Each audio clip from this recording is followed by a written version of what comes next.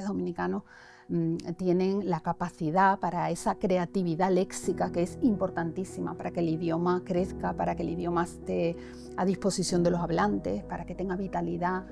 Y si algo tiene el español dominicano es esa vitalidad.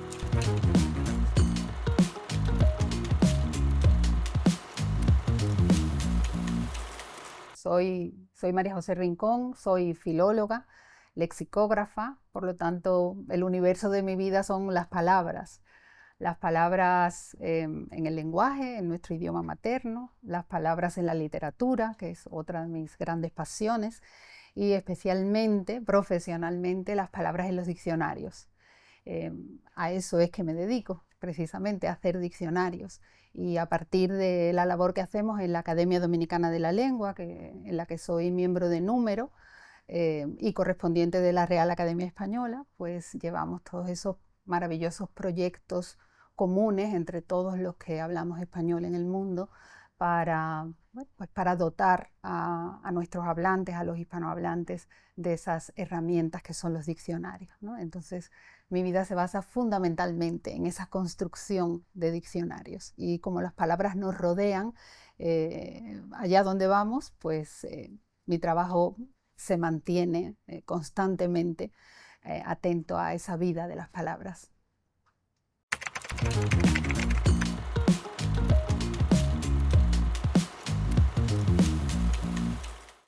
Bueno, es verdad que mi amor por las palabras es, yo los recuerdo inicialmente, recuerdo anécdotas de mi mamá diciéndome que muy pequeña me fijaba cuando alguien hablaba en otro idioma o cuando alguien decía una palabra que yo no conocía.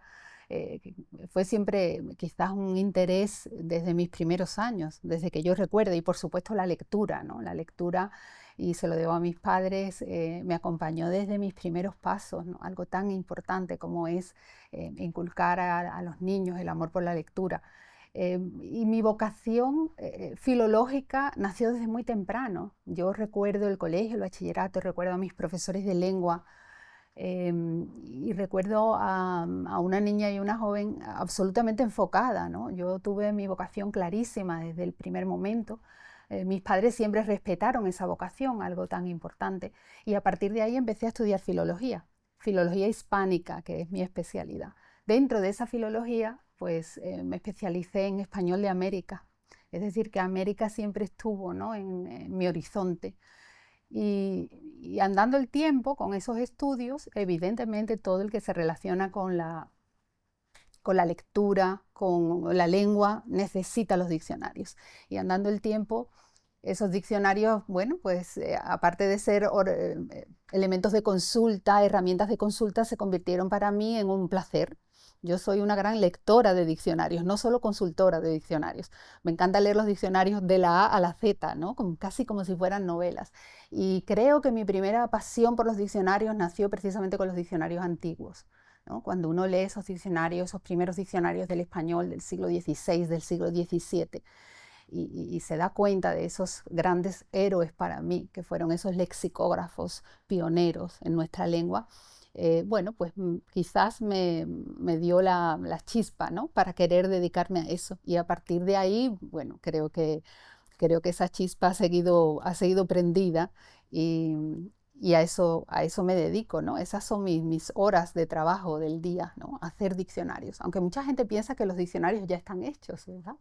Pero no es así. Los diccionarios hay que irlos haciendo día a día. En los diccionarios, yo digo que cuando el diccionario es en formato papel ya nace muerto, porque la lengua sigue, la vida sigue, pero las nuevas tecnologías nos dan muchas posibilidades, así que al final hacer diccionarios es convivir con la palabra prácticamente al minuto.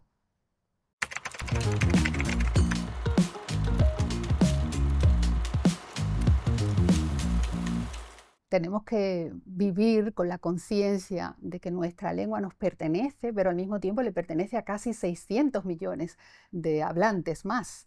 Por lo tanto, nuestra lengua es propia, pero al mismo tiempo es una lengua compartida. Es verdad que habiendo nacido en Sevilla, en el sur de España, pues digamos, mi lengua materna, mi acento materno es el andaluz. Y el andaluz está en el origen del español de América. precisamente esa especialidad que yo tomé cuando hice filología. Y tuve la gran suerte de que la vida me dio la posibilidad de venir a vivir a República Dominicana, el lugar del mundo donde primero se habló español en América. Entonces, el español de América nace en República Dominicana. Las primeras palabras del español que se pronunciaron en América se pronunciaron en República Dominicana. Entonces, esa oportunidad extraordinaria de la vida también hay que aprovecharla. Y claro, mi hogar actual desde hace más de 30 años. Por lo tanto, me siento dominicana. Y muchas veces no sé si lo que hablo todavía es ese andaluz de la infancia que todavía me sale, sobre todo cuando hablo con mi madre, eh, o ya estoy completamente aplatanada en el acento, ¿verdad? Y sobre todo porque me he dedicado a estudiar el español dominicano, ¿no? Y para mí, claro, evidentemente, tener esas dos referencias, hablar esos dos idiomas, ¿verdad? Tener esas dos referencias de dos variedades del español tan emparentadas, pero al mismo tiempo tan divergentes, bueno, pues hace que uno se convierta en un investigador humilde, ¿no? Y se dé cuenta de que los hablantes crean sus propias maneras de expresión, ¿no? Y a mí lo que más me apasiona del español dominicano es precisamente esa dualidad, ¿no? El respeto por las raíces, el respeto por su tradición, por esa historia que va atesorando ya, ¿no? de más de 5 siglos de vida, y al mismo tiempo su capacidad innovadora. Es decir, que esa tradición lo que hace es reforzarlo para que sea capaz de innovar, de crear nuevas palabras y de hacer ese español dominicano que es tan vivo, ¿no? Y que muchas veces conocemos muy poco y sobre todo valoramos muy poco.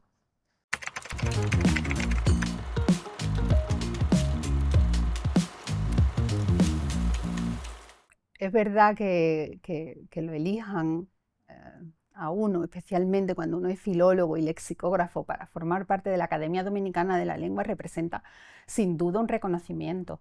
Es un honor increíble porque desde que se forman las academias de la lengua, se forman con la idea de que formen parte de ellas los que se consideran buenos hablantes, independientemente de su profesión. Muchos piensan que en la academia solo hay escritores o lingüistas y no necesariamente. Abogados, médicos, arquitectos son muchas veces miembros de las academias, porque de lo que se trata para ser académico es de ser un buen hablante, o por lo menos pretender serlo. Yo no me calificaría de buen hablante, pero sí de aspirante a serlo, ¿no? Y evidentemente es un honor extraordinario que agradezco todos los días porque me ha permitido conocer a mucha gente interesante, me ha permitido hablar por el español dominicano, me ha permitido divulgar una labor tan importante que forma parte de las academias, la divulgación del conocimiento, ¿no? Pero sobre todo, y es una cosa que a menudo se olvida, incluso entre los mismos académicos, es que no es solo es un honor, no solo es honor, es una responsabilidad, porque la academia se trabaja mucho. Se trabaja mucho porque las academias, desde ese lejano siglo, principio del siglo XVIII, cuando se fundó la Real Academia Española, se fundaron precisamente para crear obras de referencia para el español. Y se crearon para escribir ortografías, para escribir gramáticas y sobre todo para crear diccionarios. Y fíjense, la Academia Dominicana de la Lengua tuvo un diccionario hecho por un académico, como se hacía tradicionalmente, que fue el primer diccionario hecho por un académico en República Dominicana, que fue el de Patimaceo en el año 40, 1940, pero no tenía todavía, por ejemplo, el diccionario del español dominicano. Entonces nosotros trabajamos día a día con los diccionarios.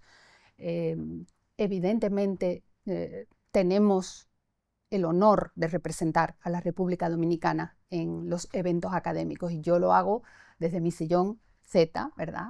Todos sabemos que los miembros de número de las academias, específicamente de la Academia Dominicana, están señalados por una letra, ¿no? En mi caso, pues a mí me asignaron, lo asignan en el momento de tu ingreso, cuando lees el discurso de ingreso, la letra Z, que llevo mucha honra. Los académicos también generamos una vinculación muy particular con la letra que se nos asigna y a partir de ahí, pues uno se pone a disposición de la academia para los proyectos en los que se ve involucrado, tanto los proyectos propios como los proyectos que se comparten con otras academias españolas en el mundo y con la Real Academia Española, con la que trabajamos prácticamente codo a codo, ¿no? Y por supuesto, si eso es una gran responsabilidad, la mayor responsabilidad desde mi punto de vista, la responsabilidad de divulgar ese trabajo que hacemos entre los dominicanos y de recordarles a los dominicanos el valor que tiene, la trascendencia que tiene esa lengua materna que les ha tocado, que es el que le legaron sus padres, que le legaron sus antepasados, y que, bueno, al final todos vamos a ser responsables de eso como legado para nuestros hijos y para las futuras generaciones.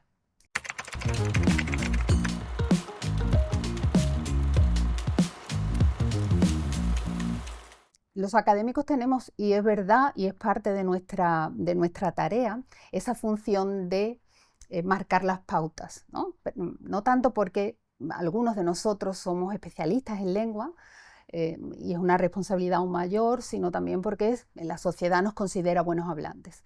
Y, por supuesto, demostrar que uno tiene ese acceso a ese conocimiento le da la responsabilidad de la divulgación. Si eso significa preservar el idioma, los idiomas difícilmente hay que preservarlos, porque los idiomas se mantienen vivos cuando funcionan para sus hablantes.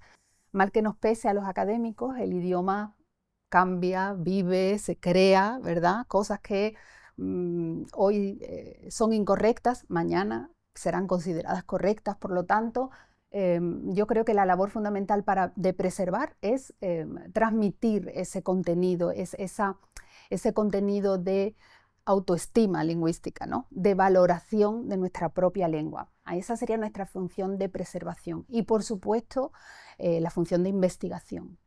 Quizás la parte que yo trabajo más es esa labor de investigación, de documentar el español a lo largo de su historia, de documentar el español en el momento presente, de saber hacia dónde van los caminos. Por supuesto, se nos pide mucho que corrijamos, ¿verdad? Esa imagen de los académicos que siempre es hombre mayor y cascarrabias, está cambiando mucho. Creo que yo soy la muestra de que eso está cambiando, ¿no? Pero se nos pide esa función también por parte de la sociedad, que corrijamos, que digamos lo que está bien, lo que está mal. Y aunque a muchos académicos lingüistas no les gusta, porque los lingüistas solemos no intervenir en lo que es correcto y lo que no, solo documentamos, pero sin duda como académicos es una responsabilidad, porque esa oportunidad que nosotros hemos tenido de formarnos y de conocer los rudimentos de nuestra lengua, hay mucha parte de los hablantes que no han tenido la oportunidad de aprender eso y que sin embargo tienen el interés por hablar correctamente su lengua, por escribirla correctamente y piden guía, piden que les digamos lo que está bien y lo que está mal, que les aconsejemos. ¿Y por qué no? ¿Por qué no? Si nosotros hemos tenido el privilegio por nuestra formación, por nuestras circunstancias vitales de acceder a ese conocimiento, ¿por qué no divulgarlo, ¿no? Y guiar a los hablantes hacia ese español correcto al que aspiramos muchos.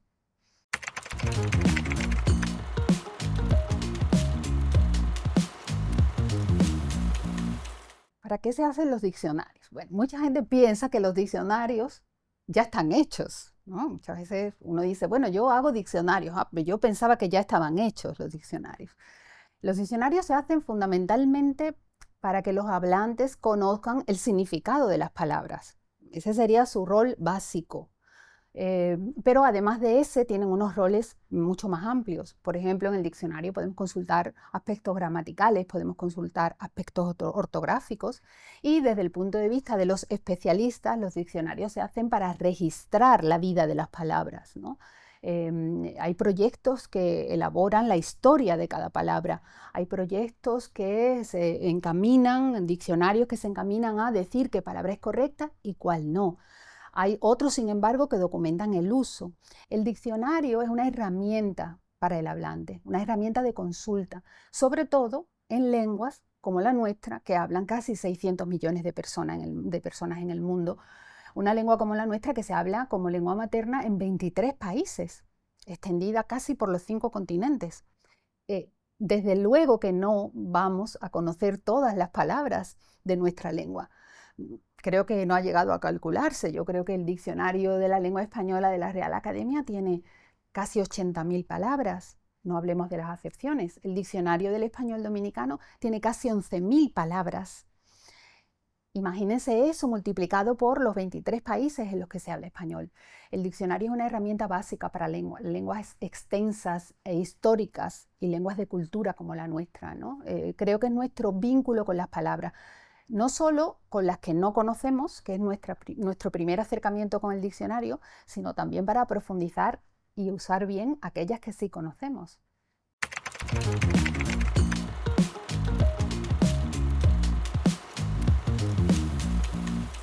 Bueno, el español dominicano tiene su primer nivel de trascendencia, parte de su historia, parte de ser precisamente el primer contacto de la lengua española que no había salido de las fronteras de la península ibérica y las Islas Canarias, ¿verdad? Y de repente tiene que cruzar un océano y acercarse a una realidad completamente diferente, una realidad cultural, una realidad humana, una realidad geográfica diferente. Esa es la primera trascendencia, la histórica, el hecho de ser el primer país en el que se habla español, en América. Claro, a partir de esa trascendencia histórica tiene la siguiente trascendencia, que es la de su antigüedad. Es el primero y por lo tanto es el español de América más antiguo. Tiene también la trascendencia de que conocemos muy bien su formación, precisamente por esa trascendencia histórica, ¿no? Y conocemos muy bien esa formación porque esos primeros balbuceos de la lengua española en América representan el primer contacto de la lengua española con las lenguas prehispánicas, con las lenguas originarias de los pueblos americanos, en nuestro caso con las lenguas que se hablaban en las Antillas, en el Caribe. Ese primer contacto hace, por ejemplo, que las palabras taínas, las palabras arahuacas, las palabras caribes que se hablaban en la República Dominicana de entonces, ¿verdad?, en esa isla Quisqueya, sean los primeros indigenismos americanos que entran en español. De hecho, son los indigenismos americanos más numerosos de la lengua española, a pesar de que los taínos, los caribes que habitaban en estas islas desaparecieron muy pronto. Y a pesar de eso, dejaron la impronta de una inmensa riqueza léxica que permanece hoy viva en la lengua española. Ese patrimonio es otra de las grandes trascendencias del español dominicano. Y si hubiera que resaltar todavía algo más del español dominicano, de la variedad del español dominicano, yo diría su vitalidad, su capacidad creativa, esa capacidad de crear nuevas palabras, de adaptarse a las nuevas realidades en un mundo como el de hoy, tan cambiante, en el que además nos llegan muchas influencias de otras lenguas, cosa que no está mal porque forma parte de la vida de las lenguas, ¿verdad? Dejarse influir por otras sociedades, y nosotros tenemos muchos otros idiomas potentes económicamente y políticamente que los tenemos muy cerca, y sin embargo sacamos nuestra cabeza, ¿verdad? Sobrevivimos, nuestro español sigue creando nuevos términos. Nos falta un poco por hacer, ¿no? Sobre todo en eso que yo insisto tanto, y es en decirle a los dominicanos, a los que tantas veces se les dice que hablan mal, decirle que eso no es así. Hablan español dominicano, y como en todos sitios habrá quien hable mal y habrá quien hable bien, ¿no? Pero los hablantes dominicanos tienen la capacidad para esa creatividad léxica que es importantísima para que el idioma crezca, para que el idioma esté a disposición de los hablantes, para que tenga vitalidad. Y si algo tiene el español dominicano es esa vitalidad.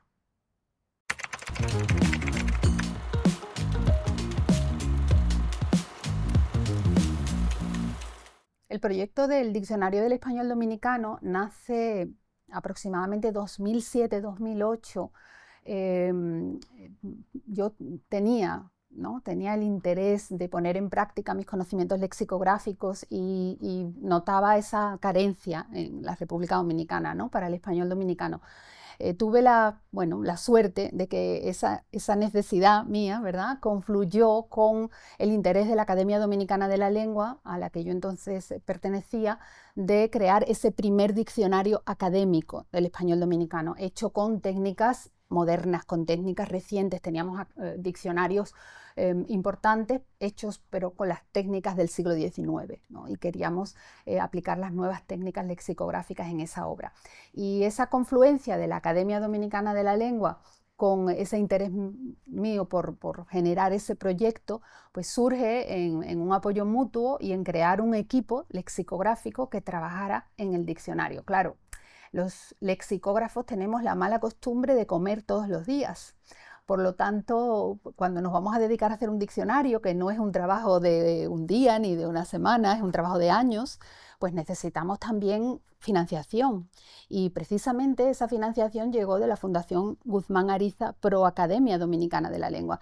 Y gracias a eso, a la confluencia de esas tres fuerzas, de esos tres intereses, hubo un equipo muy importante de lexicógrafos, lexicógrafas, tengo que decir, porque en este caso éramos mujeres, somos mujeres, seguimos trabajando juntas, que confluimos y creamos esa obra. Estuvimos 5 años trabajando, fue un diccionario de nueva planta, se llama, es decir, hecho desde cero, no basándonos en un diccionario anterior.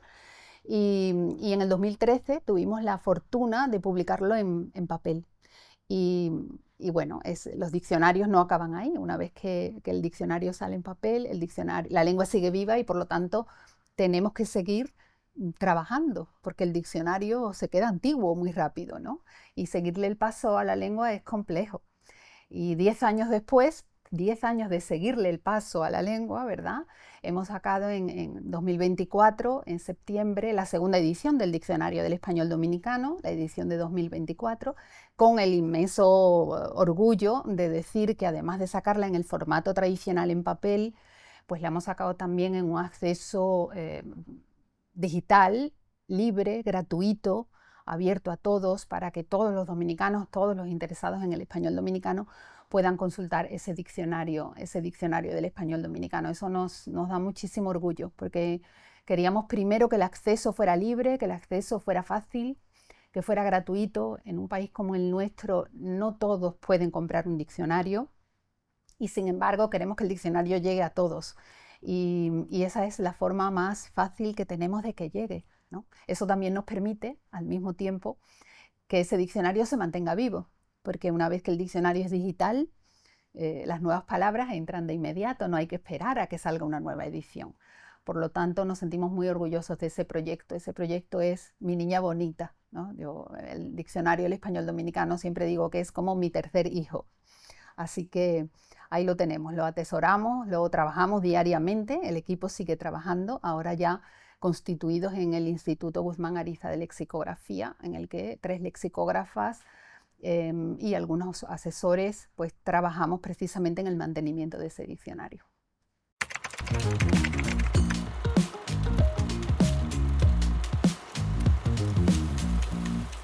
Esa es la primera gran tarea de un lexicógrafo, decidir qué entra en el diccionario y qué no entra. Claro, uno diseña la planta, nosotros le llamamos planta al plano del edificio del diccionario, ¿verdad? Entonces hacemos primero una planta en la que diseñamos qué entra y qué no. Eso es lo primero que hay que decidir y a veces es la decisión más compleja para el lexicógrafo. Porque, no sé, imagínense la palabra bachata, que quizás hace 10 años, cuando hicimos la primera edición del Diccionario del Español Dominicano, bachata se bailaba en República Dominicana o se oía en República Dominicana. 12 años después, la bachata es universal. Por lo tanto, ya esa no es una palabra del español dominicano, por más que nos duela, porque la sentimos nuestra, ¿no? Es una palabra nacida en República Dominicana. Y sin embargo, se va del diccionario del español dominicano con el sentido de la música que todos conocemos, ¿no? Y a veces es duro renunciar a ciertas palabras que uno las siente como muy propias. Pero esa es la primera decisión, qué entra y qué no. ¿Qué criterios se siguen? Depende del diccionario que uno vaya a hacer. Por ejemplo, en el diccionario de la Real Academia se sigue el criterio del uso, pero también de la norma, que se considera correcto y que no. El diccionario del español dominicano, por ejemplo, es diferente. Nosotros no somos un diccionario de norma. Por lo tanto, todo lo que está en el diccionario del español dominicano no necesariamente es correcto. Somos un diccionario de uso. ¿Qué quiere decir eso? Pues que uno va a averiguar palabras que se usan, pero no necesariamente son palabras adecuadas o correctas. Yo siempre pongo el ejemplo de casi mente. Casi mente, esa palabra tan dominicana, que es un adverbio mal formado en realidad, ¿no? Porque los adverbios en mente se forman con adjetivos femeninos, qué sé yo, sanamente, un adjetivo femenino y después se le añade mente. Casi ya es un adverbio.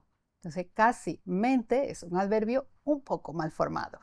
Sin embargo, está en el diccionario del español dominicano, porque es un diccionario de uso. Nosotros no intervenimos en lo que está bien o lo que está mal, sino solo en lo que se dice. Eso tiene sus pequeños límites, generalmente ortográficos, porque si nos vamos a cómo se escribe, imagínense cómo se escribe la palabra casabe. En los diccionarios probablemente la pueden encontrar escrita con S y con Z, las dos están bien. Pero si se van a los periódicos o a los vidrios traseros de los carros públicos o a los carteles de los supermercados, se van a encontrar casabe escrito con Z, con S, con B alta, con B corta, de todas las formas posibles. Entonces, ahí sí el diccionario marca la norma en la ortografía, porque elegimos la forma que es la habitual entre los hablantes cultos. Esos hablantes cultos son los autores literarios, son los grandes ensayistas, son los medios de comunicación, hasta donde están corregidos, porque esa es otra con nuestros medios de comunicación, pero todo eso nos ayuda a establecer esos criterios. Una vez establecidos los criterios, hay que ser muy riguroso entre lo que sí y lo que no. Claro, en el caso de los diccionarios de americanismos o de dominicanismos, lo que nosotros llamamos un diccionario de ismos, también hay diccionarios de españolismos, que son palabras que solo se dicen en España, ¿verdad? En el caso del diccionario del español dominicano, nosotros precisamente no le pusimos diccionario de dominicanismos por eso, porque no solo tenemos palabras que se dicen en el español dominicano, sino que también tenemos palabras que se dicen en el español dominicano y se comparten con otras variedades del español, aunque no sea con todas las variedades del español, ¿no? Es una decisión importante, trascendente y que hace que el diccionario cambie completamente.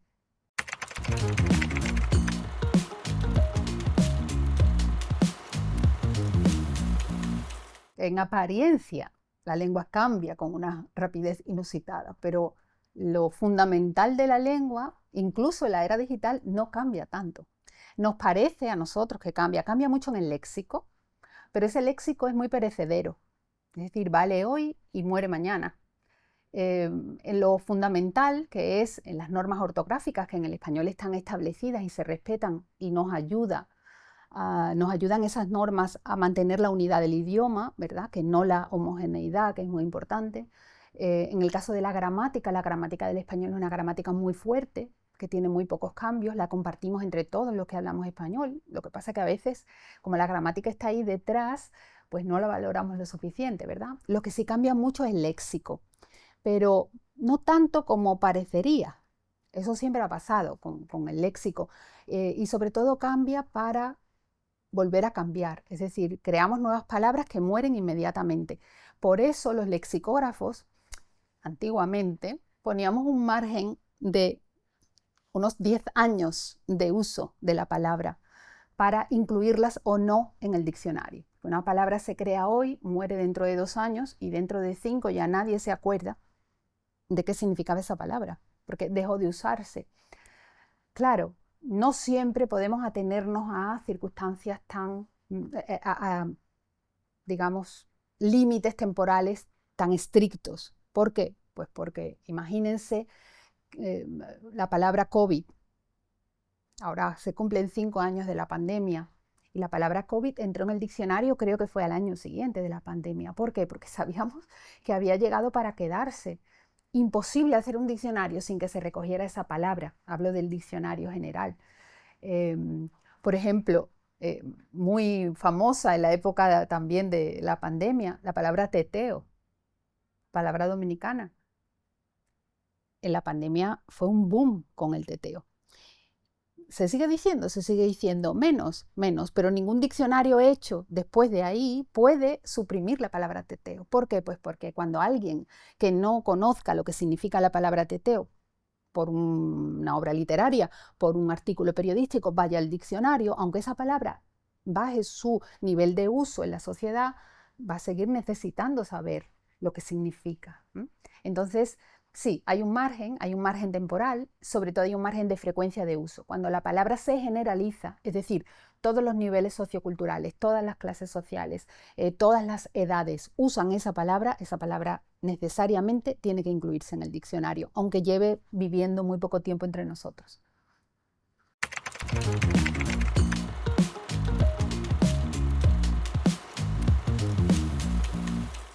Los talleres de lectura, que llevo impartiendo muchos años, surgieron como una idea también a partir de la Academia Dominicana de la Lengua, en la que yo les propuse que, igual que se hacen talleres de escritura, que ahora están muy de moda, hiciéramos un taller de lectura. Es decir, de eso que ahora también se va a poner muy de moda, que es la lectura lenta, ¿verdad? Hemos pasado de la comida lenta a la lectura lenta. Algo que para mí es esencial, leer despacio y entender lo que se lee. Para eso leemos, ¿no? Entonces surgió con la idea de acercar los clásicos escritos en nuestra lengua, los clásicos de la literatura escrita en español, pues a los que quisieran acercarse a la academia y aprender de eso, ¿no? Y después, bueno, han seguido creciendo de una manera en la que, bueno, parte de mi trabajo ahora se dedica precisamente a la organización de esos talleres de lectura. ¿Cuál es la importancia? La importancia es, primero, conocer nuestros clásicos, a los que a veces olvidamos porque nada más nos lo mencionan en nuestras etapas escolares, perder el miedo a leer literatura clásica, digamos, del siglo XV o del siglo XVI o del siglo XIX, porque todos pensamos que eso es otro español, eso no se va a entender. Y nos damos cuenta de que no, que la etapa clásica de nuestro idioma se forja en ese momento y prácticamente el idioma no ha cambiado desde entonces y lo podemos seguir leyendo. El taller se trata de ofrecerle a los nuevos lectores, porque generalmente se acercan muchos nuevos lectores con esas nuevas inquietudes por acercarse a los clásicos, herramientas para que se acerquen a los clásicos sin miedo, sobre todo para que los disfruten, porque esa es la función desde mi punto de vista esencial de la literatura, divertirse, disfrutar. Y creo que desde que se empezaron esos talleres hace ya muchos años en la Academia Dominicana de la Lengua, que empezamos nada más y nada menos que leyendo El Cantar de Mio Cid, primer poema, ¿verdad?, de nuestra lengua, complicado, un poema muy antiguo, lo leímos en su español original.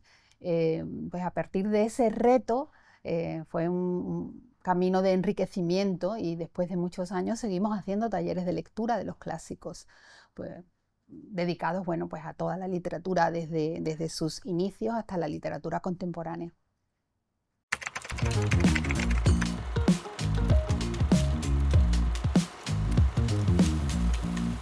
La lectura es esencial para tantas cosas. Empecemos por la lectura es esencial para la ortografía.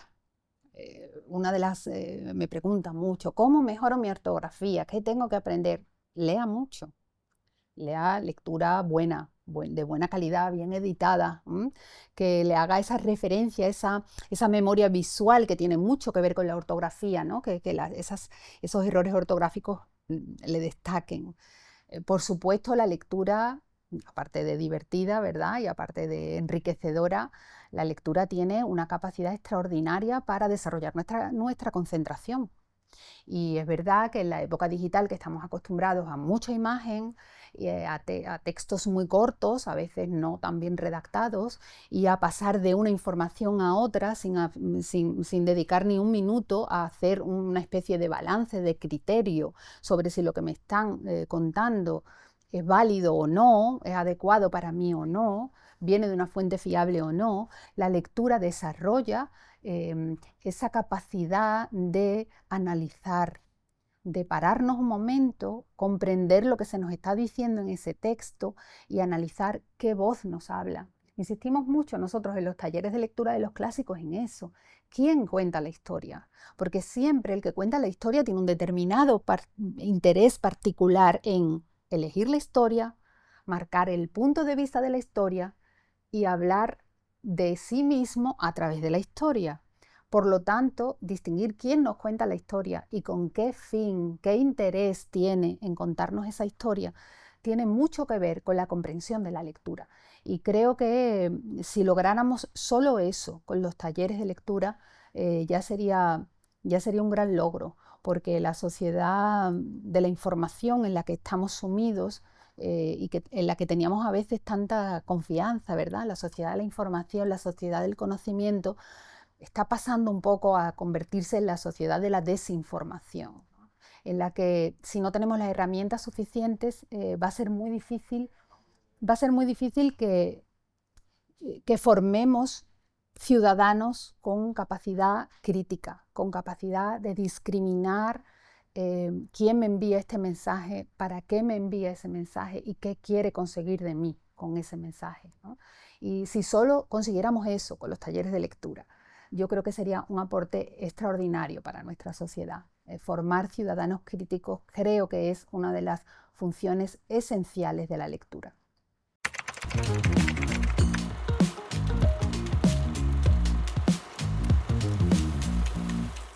Yo creo, desde mi punto de vista, mi labor fundamental como lexicógrafo es la investigación, pero yo creo que la divulgación del contenido es una de las grandes responsabilidades de todos los investigadores. No solo de los investigadores, yo creo que todo aquel que haya tenido el privilegio de tener una formación por sus circunstancias vitales, por sus circunstancias materiales, tiene la responsabilidad social de divulgar ese conocimiento, de hacerlo accesible a el común de los ciudadanos, de hacer que esa formación que la sociedad te dio a través del legado de tus padres, a través de la escuela, a través de la universidad, llegue a todos los ciudadanos y pueda ser aprovechada por el máximo de gente posible. Claro, en disciplinas tan técnicas como la lexicografía que se dedica a construir diccionarios, es una disciplina muy técnica. Trabaja con las palabras, pero tiene un rigor metodológico que a veces puede ser un poco árido, ¿verdad?, para divulgar. Pero sin duda nuestro producto, ¿verdad?, el producto de nuestro trabajo, los diccionarios, tienen todavía pendiente una gran labor de divulgación. Los lexicógrafos, a los que casi siempre se nos ve encerrados en nuestra biblioteca o en nuestra cueva, rodeados de libros, ¿verdad?, tenemos que salir a la calle a vivir, a ver cómo la lengua se desempeña, se desarrolla en condiciones normales. Entonces, yo digo siempre, hay que estar en la academia, pero también hay que ir al colmadón. Es decir, uno tiene que vivir la lengua, sentir la lengua, y después que te das cuenta de que la lengua forma parte esencial del ser humano y de lo que significa la lengua también para el ejercicio cívico, para el ejercicio ciudadano, la trascendencia que tiene que los ciudadanos conozcan bien su lengua para que puedan ejercer como ciudadanos, ejercer sus derechos, reclamar sus derechos. Todo eso tiene que ver con esa responsabilidad social del investigador. Y nosotros tenemos la responsabilidad de divulgar ese conocimiento de la lengua, porque si hay algo a lo que el ser humano tiene derecho es a que se le enseñe a manejar correctamente su propia lengua, porque eso va a influir en su desarrollo personal, eso va a influir en su desarrollo profesional, eso va a incidir también en su vida cotidiana. Por lo tanto, darle acceso a la mayoría de la población a un conocimiento adecuado de su propio instrumento lingüístico significa hacer buenos ciudadanos. Y los buenos ciudadanos hacen que convivamos en sociedades más libres, más iguales, más respetuosas. Eso es bueno para todos. Por lo tanto, los que nos dedicamos a la lexicografía tenemos como tarea esencial, más allá de hacer diccionarios, es divulgar el diccionario. ¿Cómo se divulga el diccionario? Enseñando cómo lo hacemos, enseñando cómo trabajamos, enseñando a consultar el diccionario, a aprovechar al máximo todo lo que el diccionario le puede dar a la sociedad. De hecho, nosotros hacemos talleres de consulta del diccionario, tanto para profesores como para alumnos, como para personas interesadas en sacar el máximo partido posible a los diccionarios, no solo al nuestro, al del español dominicano, sino hay diccionarios extraordinarios, gratuitos, en línea, todos los de la Real Academia, el Panhispánico de Dudas, el Diccionario de la Lengua Española, que llevan años de especialistas como yo, lexicógrafos, dedicados a crear obras valiosas que tienen una información extraordinaria y que son gratuitos y están en línea. y a los que a veces no les sacamos el suficiente partido porque no sabemos cómo usarlos. Entonces creo que por ahí va el camino de la divulgación en lexicografía, ¿no?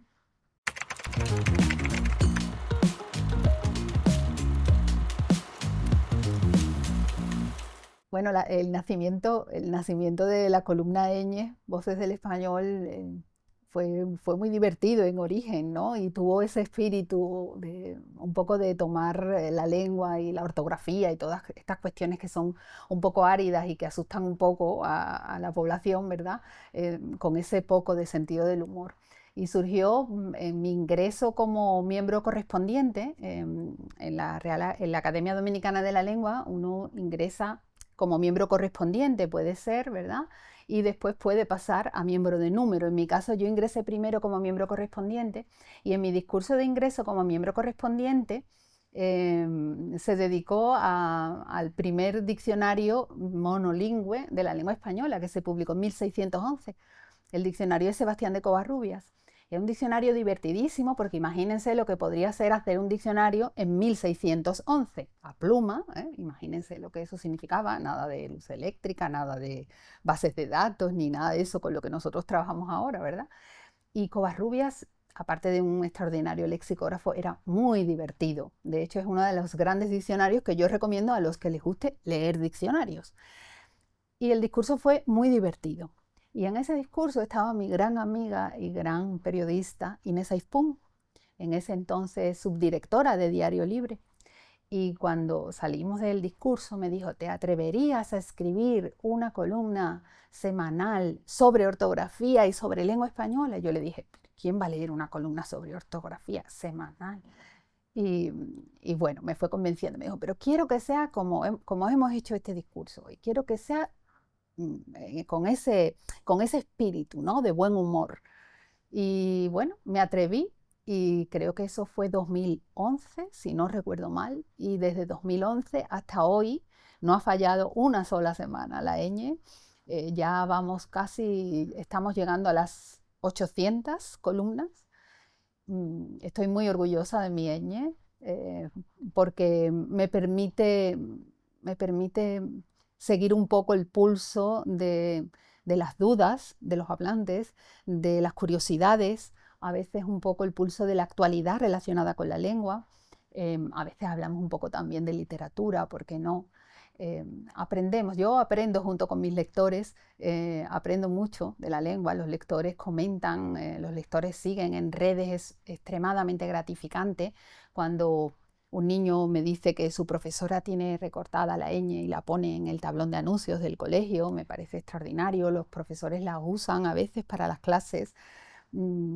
Esa retroalimentación, ¿verdad?, por parte de los lectores es una de las cosas que más me enorgullece. Y ahí está, yo me imagino que se sigue leyendo, ahí está semanalmente esa ñ, sin duda.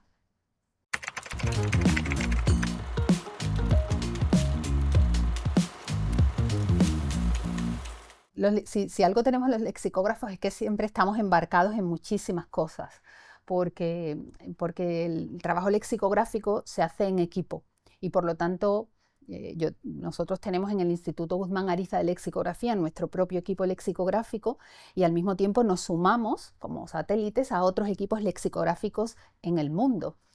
Hay muchos, todos me apasionan, no sabría elegir uno u otro. Voy a empezar por uno que no es académico, que es universitario, que es el Tesoro Lexicográfico del Español en América.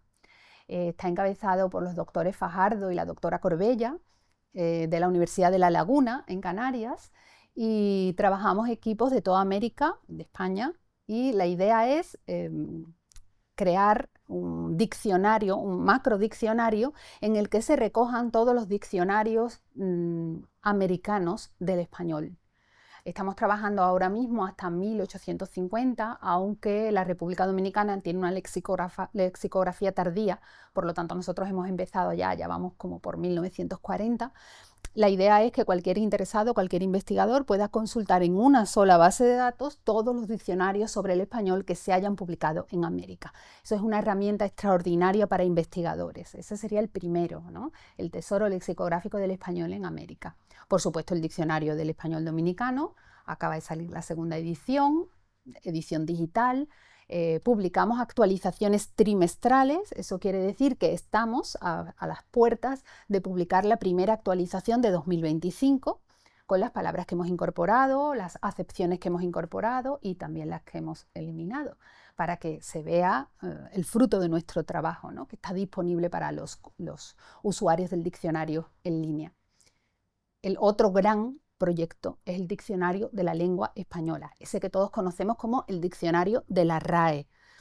Un poco erróneamente, porque no es solo el diccionario de la Real Academia Española, en la que trabajamos todos los académicos americanos como miembros correspondientes. Es el diccionario que hacemos todas las academias de la lengua española en el mundo. Somos 23 academias. La matriz está en España, en la Real Academia Española, pero trabajamos mancomunadamente todos los equipos lexicográficos académicos en aportar las palabras de nuestras respectivas regiones, ¿no? Entonces, ahora mismo acabamos de trabajar con gentilicios dominicanos en ese proyecto y estamos también trabajando en incorporar más dominicanismos al diccionario del español, de la lengua española de la Real Academia. Ese es otro de los grandes proyectos. Y el que me ilusiona enormemente es el Diccionario Histórico de la Lengua Española. También trabajamos como equipo lexicográfico dominicano. Es un diccionario maravilloso que está disponible en línea, lo vamos actualizando tan pronto terminamos de trabajar con una palabra y se aprueba, se sube a la aplicación en línea y esa nos permite conocer la biografía de las palabras, es decir, no solo lo que significan ahora, sino cuándo apareció la palabra y lo que ha ido variando su significado a lo largo de toda su vida. Qué sé yo, imagínense la palabra vitrola o la palabra casabe, la palabra maní. ¿Cuándo se dijo eso por primera vez en lengua española? ¿Cómo ha ido cambiando su significado a lo largo de los años? ¿Quiénes han usado a lo largo de la historia del español esa palabra y para qué la han usado? Bueno, pues en ese diccionario complejísimo, pero al mismo tiempo apasionante, es otro de nuestros proyectos. Y por último, uno que está naciendo, ¿verdad? Estamos empezando ahora, en 2025, el Diccionario del Español del Caribe. No solo del Caribe antillano, por el que probablemente vamos a comenzar, sino del Caribe antillano y continental, del Gran Caribe. Todo ese patrimonio léxico que compartimos los que hablamos español alrededor de ese extraordinario mar, de ese ámbito geográfico y cultural que es el Caribe. Yo creo que los tenemos todos.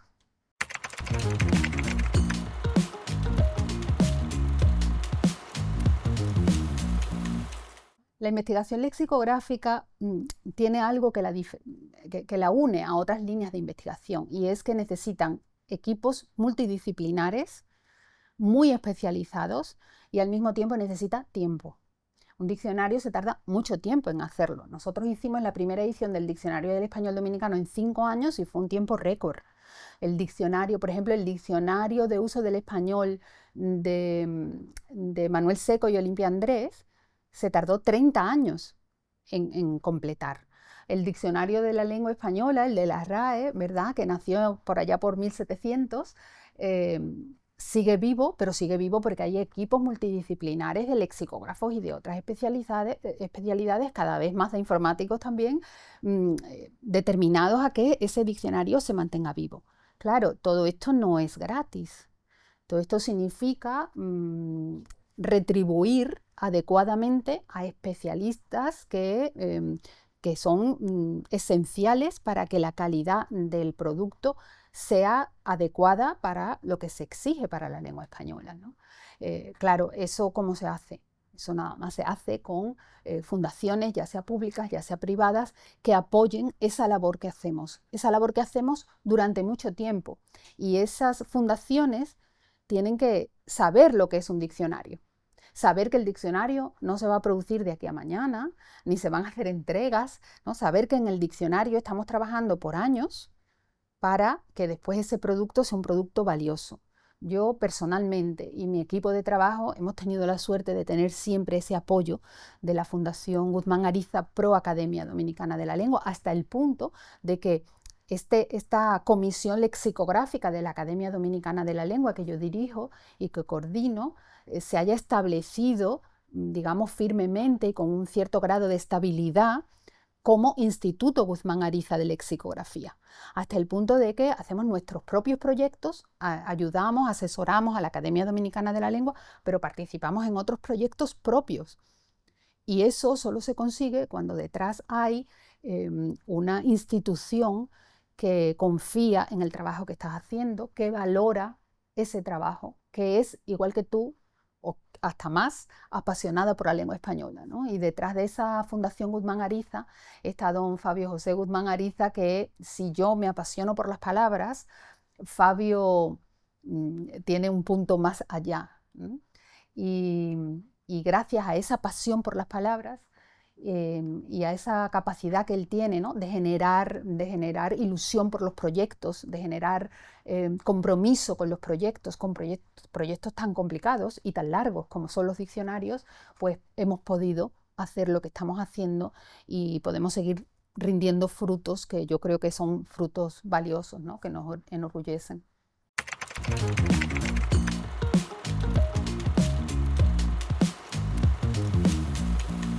Tan lectora apasionada que soy yo, ¿no? Y me encanta leer y me encanta hablar de libros, ¿verdad? Yo creo que hay dos vertientes.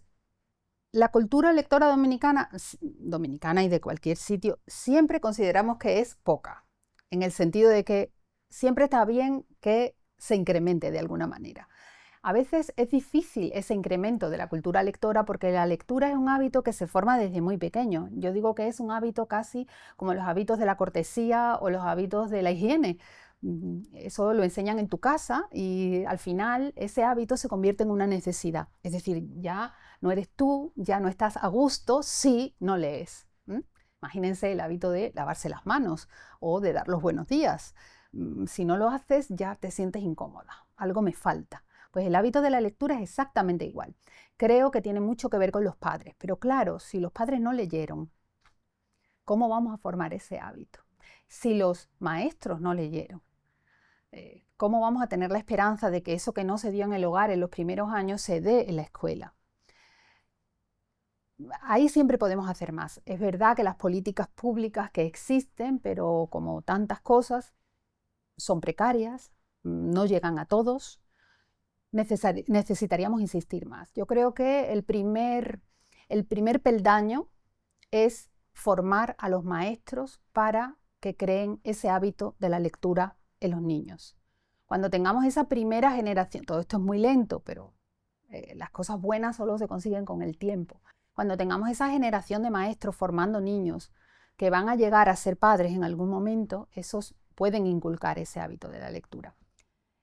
Y a pesar de que siempre nos quejamos de que se lee poco, yo que estoy muy involucrada con estos talleres de lectura, yo siento que poco a poco algo se está consiguiendo.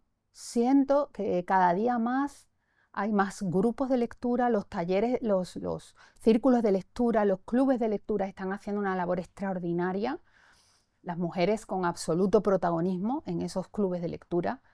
Pasa en todo el mundo, es curioso, los clubes de lectura son casi siempre más mujeres que hombres, pero ya hay hombres que se acercan a esa discusión sobre la lectura, que creo que acompaña mucho, acompaña cuando uno se quiere iniciar en la lectura, alguien que te guíe sobre qué leer, cómo se absorbe esa lectura, ¿no? Después que uno ha terminado el libro. Creo que la cultura lectora dominicana está en desarrollo y me hace muchísima ilusión porque, porque tengo muchas amigas, muchas profesionales en general del entorno, no solo del entorno educativo o del entorno académico, ¿no? sino de muchos entornos profesionales que están vinculando lectura con ejercicios profesionales, con reuniones de trabajo, con diversión, con ocio. Creo que estas últimas ferias del libro, festivales de lectura, traer a figuras literarias, ¿no? que nos, en fin, nos prenden ese bombillito, ¿no? de querernos acercar a esa persona que nos interesa a través de sus obras, ¿no? Yo creo que vamos en el buen camino. Esto no va a ser de un día para otro, es lento, necesitamos mejores librerías, necesitamos libreros más formados, libreros que sepan aconsejar, que sepan guiar a los lectores que están un poco perdidos, y necesitamos sobre todo que ese acceso a la lectura sea universal. pero creo que vamos en el buen camino, paso a paso.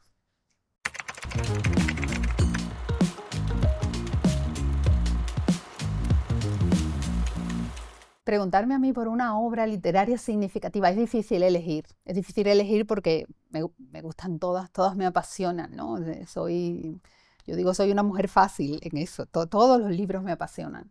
Pero si hay una y hay que elegir una, para mí es Don Quijote de la Mancha, sin duda, sin duda. Es una lectura que me acompaña siempre. Yo digo que es mi libro de cabecera. Eh, Casi todos los años la releo. Eh, Me ha enseñado tantas cosas. Eh, Hablábamos, ¿no? Hablábamos antes de la capacidad crítica, ¿no? Del análisis, de quién te cuenta qué, y si debes creértelo o no, y si debes aplicarlo a tu vida o no. Esa es la esencia del Quijote. El Quijote se vuelve completamente loco por creer que los libros de aventuras, sus libros de caballerías, son historias reales. Y él quiere emular esas historias reales. ¿Cuántos de nosotros hoy, en el siglo XXI, analicemos? No somos pequeños Quijotes. No Quijotes en ese buen sentido de la palabra, ¿no? Del que se habla a veces del Quijote, ¿no? Del mundo de la ilusión, de querer perseguir tus sueños. Somos Quijotes porque nos creemos todo lo que cae en nuestras manos, sin ningún tipo de sentido crítico. Y queremos emular eso que vemos, sin analizar si eso que vemos tiene que ver con nosotros, si tiene que ver con nuestra vida, si tiene que ver con las metas que nosotros nos hemos establecido. El Quijote nos enseña mucho del mundo contemporáneo.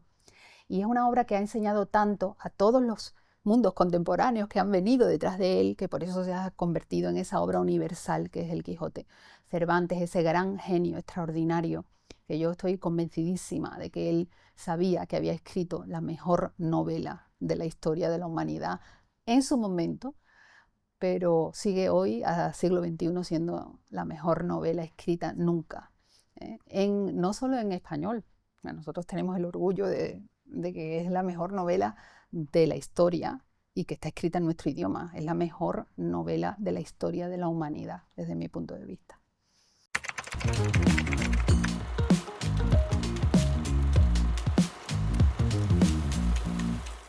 Una pieza musical. Bueno, si hablamos de música, de vida, ¿verdad? De acompañamiento de vida, que la música tiene mucho que ver con eso también en mi vida, y de recuerdos entrañables, siendo de Sevilla, sin duda tiene que ser el flamenco, ¿no? El flamenco fue una gran afición en mi familia, me acompañó durante, bueno, fue la banda sonora de mi infancia, de mi adolescencia, y vino conmigo a la República Dominicana hace ya muchísimos años y conmigo sigue. Soy una gran apasionada del flamenco en todas sus versiones, ¿no? Música, cante, baile.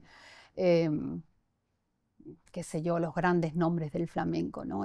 Yo creo que tiene mucho que ver conmigo, ¿no? Esa pasión, esa expresión, esa capacidad de expresión, no solo para lo alegre, sino también a veces y mucho más necesario pues, para la melancolía, para el dolor, para la pérdida. El flamenco es un gran acompañante vital porque no es solo una pieza, ¿no? Es un estilo musical que tiene todas esas vertientes. Es la fiesta, es la alegría, es el disfrute, es el olvidarse del mundo y apasionarse, expresarse, pero también es recogerse, dolerse, llorar. La música nos acompaña en todos esos momentos y a mí el flamenco me acompaña muchas veces incluso trabajando, cosa que es tan difícil, pero es una música muy expresiva que siempre me trae esos recuerdos de la infancia y que me ha acompañado siempre.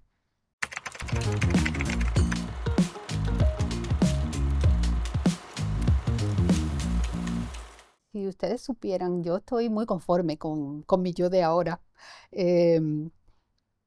Y no echo de menos mi yo de 25 años. Probablemente porque uno atesora mucho conocimiento y ve las cosas de otra manera, ¿no? Yo me precio de ir con los ojos abiertos y de querer aprender cada paso que doy de los demás, sobre todo. Yo he aprendido muchísimo de República Dominicana y, y yo no me cambiaría por mi yo de 25 ahora, parece increíble, pero es así. ¿Y qué consejo le daría? Pues probablemente eso que hice y a veces que hice quizás con un poco de inseguridad, ¿no? Apegarme a mi vocación, apegarme a lo que yo creía que podía ser mi camino, que podría ser mi trayectoria vital, y lo hice con inseguridad, con miedo, pues esos miedos que uno tiene todavía con la juventud, ¿no? Pensar a dónde me llevará, claro, viéndolo desde ahora, ¿no? Viendo el recorrido, creo que hice bien. Y mi consejo quizás sería olvidar esos miedos, apegarse a eso que uno considera que es su trayectoria de vida, luchar por esa pasión, por esa vocación que va a marcar tu vida, y si eres feliz en eso que haces, yo creo que transmites algo bueno y eso bueno siempre se te va a devolver.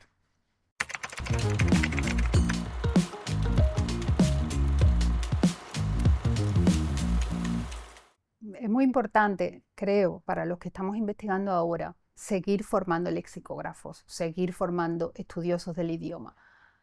¿Por qué? Pues porque esa tarea que nosotros tenemos ahora es una tarea que se va a mantener, no es una tarea que acabe, es una tarea sin fin, diríamos, ¿no? Porque todos esperamos que nuestra lengua se enriquezca cada vez más, ¿no? Llega cada vez a más personas y sin duda el español está adquiriendo cada vez mayor trascendencia internacional, histórica, cultural, económica. Conforme nuestros países se desarrollan, cada vez tenemos más presencia en el mundo, más presencia en Internet, más presencia en la ciencia. Cada vez vamos a necesitar más gente formada correctamente en lengua española para la creación de contenido, para la creación de información, por supuesto de contenido de calidad, y para seguir investigando y para seguir haciendo diccionarios. Creo que es otra de las grandes responsabilidades de los investigadores. Por un lado la divulgación y por otro lado la formación de las nuevas generaciones. Mi consejo, volvemos siempre a lo mismo, hay que leer mucho, hay que formarse muy bien en lengua española y si fuera posible, aunque esto ya no está de moda, hay que conocer las lenguas clásicas, hay que conocer de dónde venimos. Y el español viene del latín. Nosotros hablamos latín ahora. Esta es la evolución del latín después de 20 siglos, 19 siglos, ¿no? En que el latín acaba siendo una lengua muerta. Conocer el latín es básico para hacer un estudio correcto del lenguaje, porque el lenguaje es histórico, el lenguaje es historia. Los lexicógrafos tenemos una responsabilidad importante, sobre todo en sociedades en las que no hay esa formación en lengua española especializada. Y tenemos la necesidad de, en nuestros equipos, la gente joven que se incorpora, de darle esa formación y de darle esa visión amplia de lo que significa ser hablante de la lengua española y ser especialista en lengua española. Y olvidar las fronteras. Hay que ser especialista en lengua española y hay que conocer la lengua española en toda su riqueza y en toda su variedad. La lengua española se habla, y no me canso de repetirlo, en 23 países del mundo, prácticamente en los 5 continentes. Y hay que conocer esa historia de esas variedades, hay que valorar esas variedades y hay que atesorarlas y trabajarlas en la misma medida, equilibradamente, porque todas esas variedades dan riqueza al español. Si hay alguna responsabilidad que nos queda es formar a esas nuevas generaciones, sobre todo en la pasión por las palabras, en la pasión por la lengua española, en el respeto por ese legado tan importante que nos han dejado en herencia, ¿no? Nuestros antepasados, a veces no tan lejanos, nuestros padres, y que nosotros tenemos la responsabilidad de legarlo a las nuevas generaciones.